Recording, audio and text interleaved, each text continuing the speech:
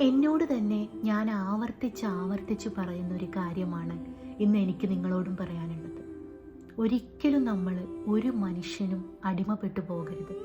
സ്നേഹം കൊണ്ടാണെങ്കിലും പ്രണയം കൊണ്ടാണെങ്കിലും മറ്റെന്ത് അവസ്ഥകൾ കൊണ്ടാണെങ്കിലും ഒരു മനുഷ്യനും നമ്മൾ അടിമപ്പെട്ടു പോകരുത്. ഏതൊരു റിലേഷൻഷിപ്പിലും നമ്മൾ എപ്പോഴും ഒരു ബൗണ്ടറി കീപ്പ് ചെയ്യണം. നിങ്ങൾക്കറിയോ, ആ ബൗണ്ടറിക്കകത്ത് നമ്മൾ എന്നും സേഫാണ്.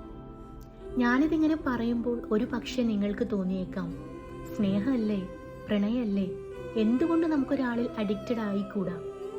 നിങ്ങളൊന്ന് ആലോചിച്ച് നോക്കൂ.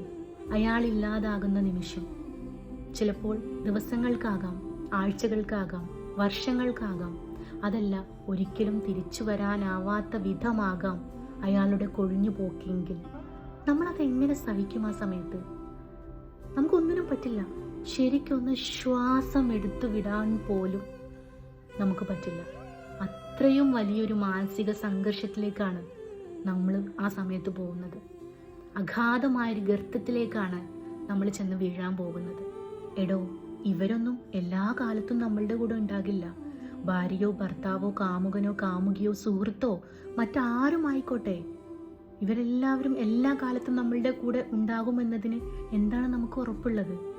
എഗെയിൻ ആൻഡ് എഗെയിൻ എന്നോടും നിങ്ങളോടും കൂടെയാണ് ഞാൻ പറയുന്നത്.